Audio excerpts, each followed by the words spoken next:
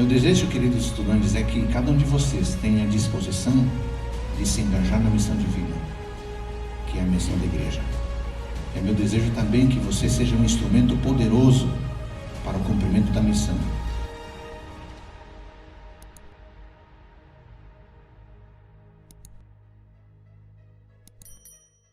Eu queria realmente parabenizar a FAT pelo evento de ontem, de hoje. Os estudantes que trabalharam duro para apresentar o que apresentaram. Eu diria que a vida ministerial, para a qual vocês estão se preparando, tem diversos componentes. E um deles está relacionado aos afazeres acadêmicos. Pesquisar, ler, escrever, é trabalho de todo pastor, ou deveria ser trabalho de todo pastor. Portanto, o que vocês fizeram ontem e hoje, que na verdade é um momento pontual de uma jornada longa, é algo que não pode desaparecer em nenhum momento, seja qual for o trabalho ministerial que você vai assumir quando se formar. Mas eu queria lembrá-los nesse momento que me foi dado, de refletir numa pergunta que eu considero muito essencial para quem está se preparando para a vida ministerial. E a pergunta é: qual é o objetivo central de nossa passagem pelo seminário? Vocês poderiam ter feito qualquer outro curso. Por que vocês escolheram vir para um seminário? Eu digo seminário porque antes de ser faculdade de teologia, FAT, este é um seminário. Porque a palavra seminário remonta a um compromisso que essa escola ou esse curso tem com uma igreja, com uma denominação. Porque você pode ter simplesmente uma faculdade de teologia desvinculada da sua mantenedora. E é o que acontece em muitas realidades no Brasil. Eu posso dizer isso com experiência, porque eu fiz o meu mestrado, doutorado na Universidade Metodista de São Paulo. Lá passei quase 7 anos nesse processo. E lá eu observei como o seminário, ou a faculdade de teologia, está desvinculado da mantenedora. E eles pagam um preço muito alto por isso. O mesmo ocorre com os luteranos, onde eu fiz um pós-doutorado. O curso de teologia é uma coisa, a igreja é outra. E muitas vezes nem se conversam. Então, eu queria lembrar você que, sim, você faz parte da faculdade de teologia, mas você está num seminário. E esse seminário tem uma mantenedora que se chama Igreja Adventista do Sétimo Dia. Esse vínculo é precioso, é fundamental. Então a pergunta é: qual que é o objetivo central da nossa passagem pelo seminário? E uma pergunta que surge dessa, uma outra é: qual é o objetivo central da nossa formação teológica? Isso está muito claro no livro de regulamentos, que vocês vão conhecer quando entrarem na denominação, como servidores dela. Chama REA. Eu até vi que o pastor Evandro, não sei se aqui ou estava com um exemplar. REA significa Regulamento Eclesiástico-Administrativos. Tudo o que você precisa saber das suas responsabilidades e dos seus privilégios estão lá, descritos para todos os servidores que trabalham ou servem a igreja nas suas diferentes áreas. Na seção HS do REA, tem aí por volta de 55 a 60 páginas do que nós chamamos HS, que é do SALT, Seminário Adventista Latino-Americano de Teologia. Logo nas primeiras páginas você tem 3 parágrafos muito importantes: filosofia, visão e missão. Permita-me ler esses 3 parágrafos, são curtos. Filosofia do SALT. O Seminário Adventista Latino-Americano de Teologia, SALT, segue a filosofia teológica, eclesiológica e missiológica de sua organização mantenedora, a Igreja Adventista do Sétimo Dia. Vocês notaram? Nós seguimos a teologia, a eclesiologia e a missiologia da Igreja Adventista. Isso é tão forte que o parágrafo a seguir diz assim: como seminário em missão, o SALT desenvolve atividades teórico-práticas capacitando estudantes e pastores para o cumprimento da missão da Igreja Adventista no mundo contemporâneo. Vocês notaram? O SALT é um seminário em missão. Não é só um seminário, é um seminário em missão. E é por isso que vocês fazem prática pastoral agora, entendo, desde o primeiro ano, externamente falando. Que bênção! Porque é um seminário em missão. Não se pode conceber um seminário adventista, mantido pela Igreja Adventista, que seja apenas um seminário. É um seminário em missão. E é por isso que os professores, 2 vezes por ano, param e vão fazer missão. Semana Santa, semana de colheita em setembro, Semana Santa no primeiro semestre, semana de colheita no segundo semestre, porque é um seminário em missão. E o teólogo também é um teólogo em missão. Não pode haver uma separação disso. Uma das minhas grandes alegrias nos últimos anos foi poder sair 2 vezes por ano, formalmente, Semana Santa, semana de colheita, para pregar em alguma igreja.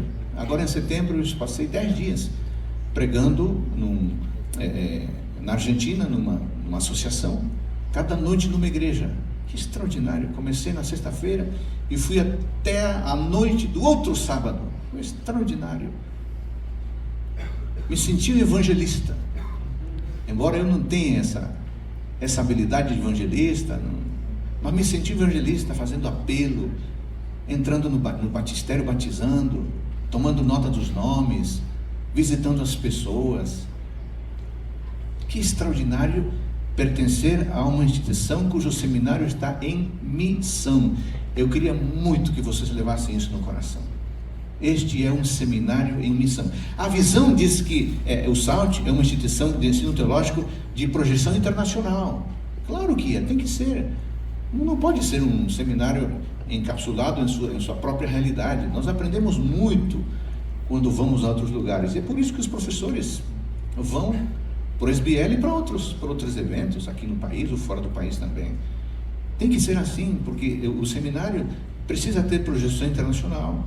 E diz, reconhecida por promover elevada qualificação espiritual e acadêmica. E a missão diz que é formar e atualizar líderes cristãos competentes em nível de graduação e pós-graduação. Porque o SALT tem os seus programas de pós-graduação, e aqui tem muitos programas de pós-graduação de altíssimo nível. Para quê? Para servir a igreja nos seus vários níveis organizacionais. Então, queridos estudantes, eu queria que vocês guardassem isso no coração. Um seminário em missão. É um seminário que se debruça na teologia bíblica, histórica, sistemática, aplicada, mas que faz tudo isso pensando na missão. O artigo que se produz, o livro que se escreve, a jornada que se realiza, são apenas mecanismos que não têm vida em si mesmos. Eles só fazem sentido quando apontam para a missão. Assim sendo, eu queria compartilhar com vocês 3 aspectos que se relacionam à vida ministerial adventista. A primeira, o ministério pastoral adventista consiste em trabalho em equipe, porque não se faz missão sozinho, né? Não tem como. Então, a vida pastoral adventista consiste em trabalho em equipe. Dito dessa maneira, o ministério pastoral adventista não consiste em carreira solo. Pode até haver, mas não seria o verdadeiro ministério adventista. Não há carreira solo, ou não deveria haver carreira solo no ministério adventista do 7º dia. Sabe por quê? Porque em todos os campos do trabalho ministerial precisamos conviver, precisamos ouvir o outro, precisamos nos relacionar, precisamos depender do outro, precisamos aprender a decidir como o outro. Não há como, até há como tomar decisões monocráticas, mas não é isso o ministério adventista. O ministério adventista é trabalho em equipe.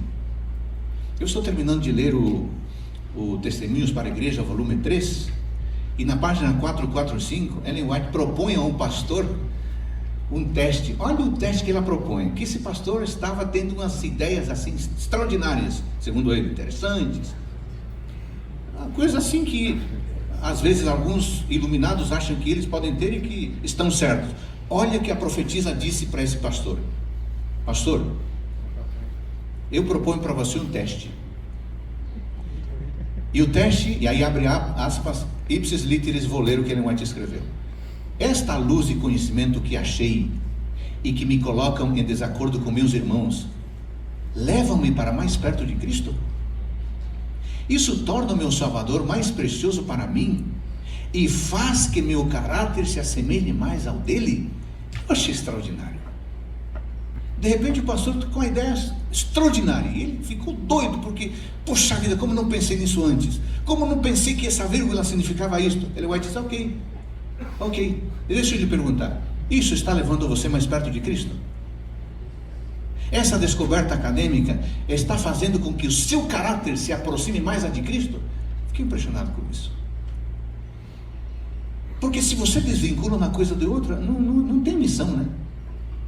Tem só bibliografia. Sabe que muitas vezes na leitura da Bíblia, você vai encontrar que teve uma leitura diferente de textos que a igreja interpretou de um jeito, muitos anos. Você pode ter uma leitura não convencional, uma descoberta extraordinária, que até pode assustar a comunidade, porque a comunidade teológica vai num caminho e de repente você descobriu outro caminho. O que fazer?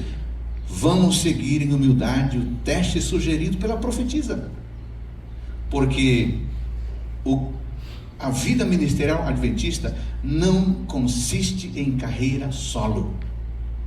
Temos que ter a humildade e ao mesmo tempo a hombridade de submeter a nossa descoberta ao corpo da igreja. É assim que se faz, porque há uma comunidade à qual devemos fidelidade e para a qual precisamos prestar contas. Nós nunca seremos o suficientemente bons, nunca, jamais, do que a soma da comunidade, nunca. Um segundo ponto que me chama a atenção é que a vida ministerial adventista consiste em viver o sonho da igreja. Ou dito de outro modo, a vida ministerial adventista não consiste em alcançar um sonho pessoal, não consiste. Sabe qual era meu sonho pessoal? Eu queria ser um médico, pastor Evandro. Eu ia bem na escola, quando garoto, lá no meu país, na Bolívia. Eu ia muito bem na escola, eu era aplicado nos estudos, eu levava a sério os estudos. Embora viesse de uma família muito simples, minha mãe é analfabeta, meu pai estudou muito pouquinho, mas por alguma razão eu gostava de estudar, meus irmãos também. Aí, aos 14 anos, quando me tornei adventista, aos 13, fui batizado aos 13, aos 14, aos 15, minha cabeça começou a mudar, porque na sala de aula eu me deparei, pastor Isaac, com 3 professores de Bíblia. Eu digo você porque você foi professor de Bíblia também. Pastor Renato também. Aliás, fomos colegas no início lá, né? 3 professores de Bíblia em anos diferentes, no ensino médio. Um em início de carreira, primeiro ano de trabalho dele, recém-formado. Me impactou o jeito de ensinar a Bíblia. Chegando lá, acho que ainda com aquela força do seminário, chegou o primeiro trabalho que ele pediu para nós, de 25 páginas, a doutrina do santuário. Eu falei, mas que é isso? Como eu vou fazer isso? Aí eu fiz meu primeiro trabalho de teologia, foi esse, no primeiro ano do ensino médio, na época em que você tinha que digitar naquelas máquinas, né, da tilografia. Você errava uma página, tinha que jogar fora e começar a outra de novo. E aí chega um camarada recém-formado e exige 25 páginas com nota de rodapé, porque a citação tem que ser assim. Eu gostei do jeito como ele ensinava. Aí depois veio outro, e eu aos 15, 16 anos pensei, sabe de uma coisa? Eu não quero ser médico, não. Eu quero ser um professor de Bíblia. Eu quero ensinar a Bíblia como esses 3 me ensinaram. Esses camaradas mudaram a minha vida. Eu quero mudar a vida de meninos e meninas. Esse era meu sonho. Eu vim para o teológico e me formei, e dos 80 que nos formamos, só eu fui para a sala de aula. Por ter escolhido ir para o distrito, naquela época a gente recebia 2, 3, 4 chamados. E eu aceitei ir para a escola. Sabe por quê? Esse era meu sonho pessoal. E de fato fiz isso 9 anos. E eu fui muito feliz. Eu não sei se os alunos meus eram felizes, mas eu era feliz. Eu era feliz. Eu era realizado. Muita gente sofre do problema da segunda-feira, né? Puxa, está chegando a segunda e agora? Não, eu ficava feliz quando chegava a segunda-feira, porque eu ia para a sala de aula. Eu não sei se o aluno ficava feliz de me receber, mas anyway, eu ficava feliz. Esse era meu sonho.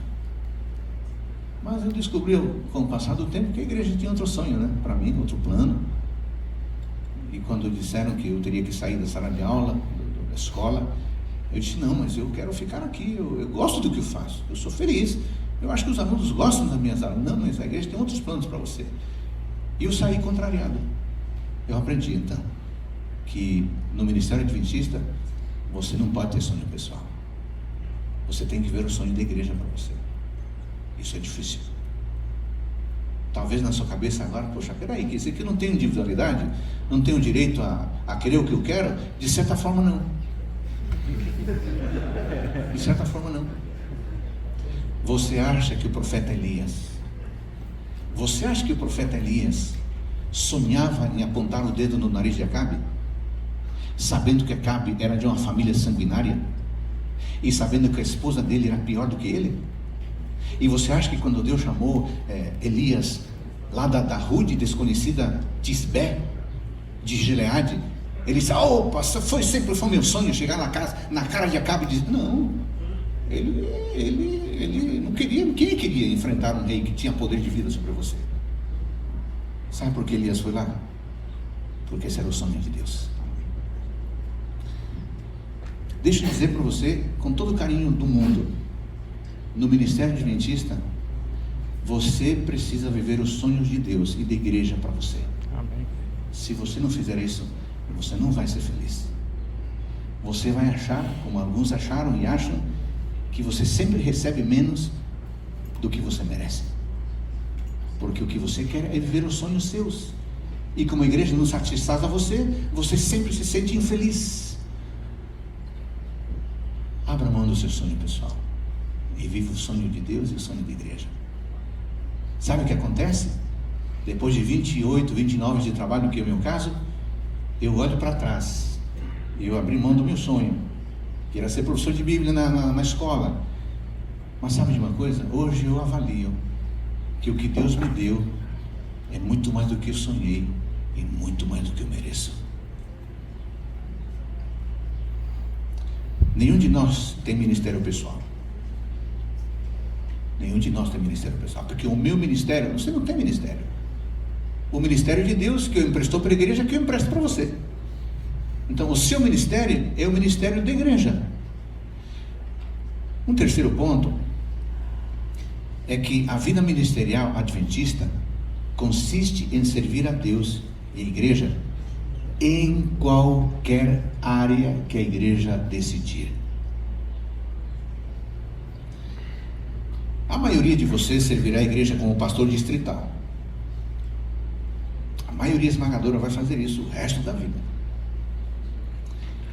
Um outro grupo menor vai servir a igreja como professor de Bíblia ou como capelão. Com o passar dos anos, depois da ordenação ao ministério, alguns de vocês serão convidados a serem administradores de união, ou de associação, ou de missão, ou de divisão. Alguns serão presidentes, outros serão secretários, outros serão tesoureiros. O tempo vai passar e alguns de vocês serão chamados para serem departamentais. O tempo vai passar e alguns, bem pouquinhos de vocês, poucos mesmo, serão convidados para serem professores ou professoras de teologia. tudo isso por uma única razão: você precisa cumprir a missão. Seja como distrital, seja como administrador, seja como departamental, seja na divisão, seja na união, na associação, na missão, na escola do interior, na escola da cidade ou no seminário, não importa. Todos estaremos engajados no cumprimento da missão. Assim, queridos estudantes, o espírito de serviço deve estar à frente de nossos sonhos pessoais, porque se servir for o nosso desejo maior, então aceitaremos a igreja, o chamado de igreja, para onde ele for. Mas se o nosso objetivo maior for a realização dos nossos sonhos, então não vamos negar chamado. Ah não, lá não vai, não, minha esposa não gosta de ir lá, eu não gosto de ir lá, não, meus filhos. Aí não vamos inventar uma série de justificativas, e muitas delas corretas, mas é porque não temos preferências. Aí vamos fazer movimentos. Aí a gente vai falar com o presidente, com o nosso amigo, com o departamento, aqui ó, tá vendo aí o concílio, me ajuda aí. E aí vamos passar a vida fazendo política, porque o que queremos é a realização do sonho pessoal. Não vai funcionar. Em contrapartida, se o mais importante for a realização dos sonhos de Deus para nós, iremos. Algumas vezes para lugares que a gente não gostaria de ir, mas iremos. Sabe por quê?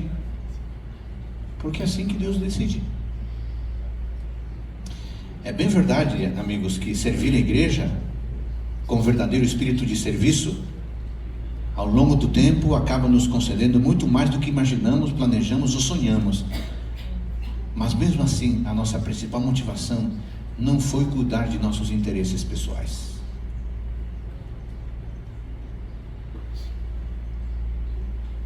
Eu sonhava estudar, assim como muitos de vocês, ou talvez todos vocês, fazer um mestrado, doutorado.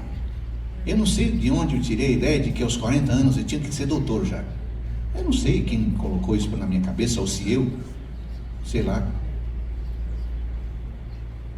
Mas eu nunca fui pedir à igreja ou à administração para me mandar estudar. Eu deixei que as coisas avançassem. E avançaram. Um dia a administração me chamou e me disse: Adolfo, você quer fazer um mestrado? Quero.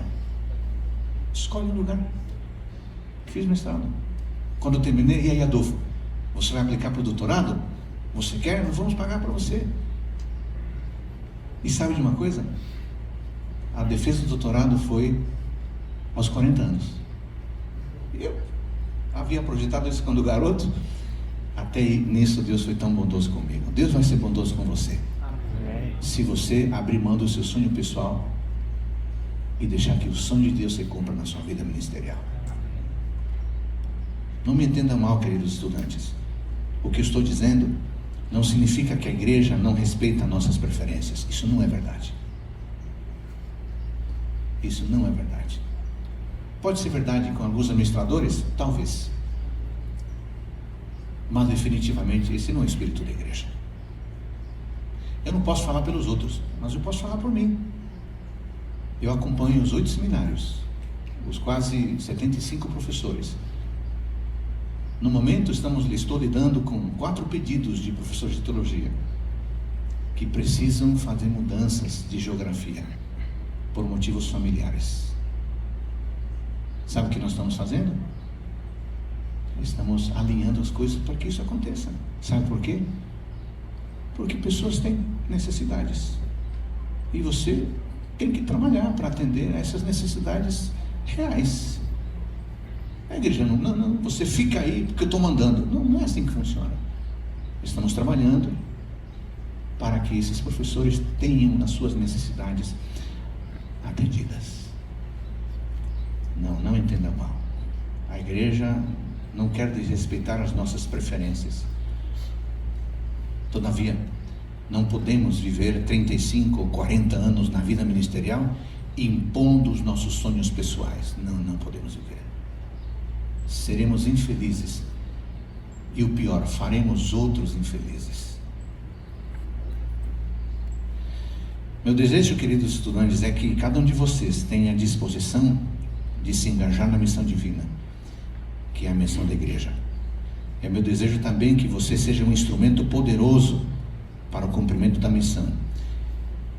E eu queria motivar você a que você deixe que a igreja adventista conduza você ao longo do seu ministério.